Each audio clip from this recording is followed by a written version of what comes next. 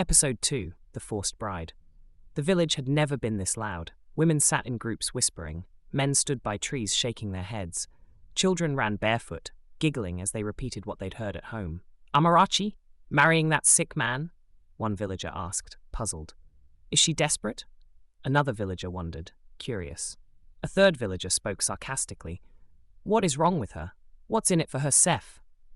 Amarachi sat quietly by the fire, her arms wrapped around her knees, tears falling without sound. She didn't choose this life. This marriage was not born out of love. It was pushed on her like a curse. Earlier that day, the village chief had arrived with a strange message. "Chuka, the quiet sick man, wants to marry you," the chief said solemnly. She thought it was a cruel joke. But her aunt, the woman who had raised her like a housemaid after her parents died, didn't hesitate. "Let him marry her.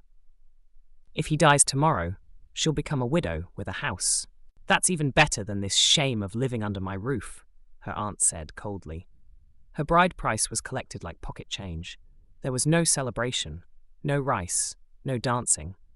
The only thing Amarachi wore was a borrowed wrapper, a tear-stained blouse, and the heavy weight of sadness on her shoulders. On the day of the wedding, she barely looked at Azina.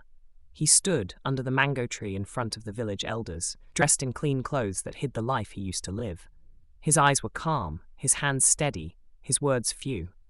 "I will take care of her. She will not suffer," Azina said, determined. The villagers laughed among themselves, saying, "Even this one that can't stand for long wants to marry."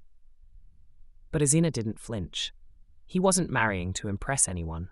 He was marrying to watch one more person in the world treat him like nothing, just to test her heart. The first night was the hardest. Amarachi refused to eat. She stayed in a corner of the room, wrapped in shame and fear. She was afraid he would demand her body, force her, like many men would. But Azina only placed food beside her, left the lantern on, and laid on a mat outside the room. She peeked through the curtain at midnight. He was praying. Softly. The days passed. To her surprise, food never stopped appearing. Yam, tomatoes, even a little meat. 6 things they couldn't afford, even in her Aunt Sig's house. One morning, she gathered courage. "Where do you get all this food from?" Amarachi asked, curious. "God provides," Azina answered kindly. But Amarachi had no idea he was still spending from his silent account, under his real billionaire name.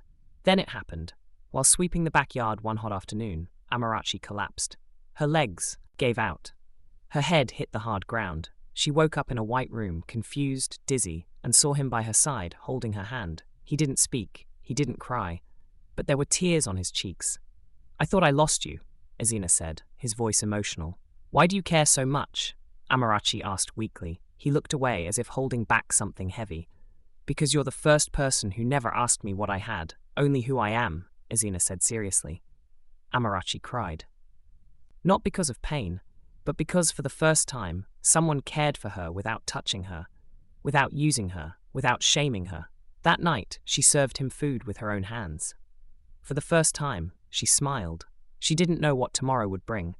She didn't even know the truth about the man she married. But in that small moment, she felt something she had never known before. Peace. To be continued.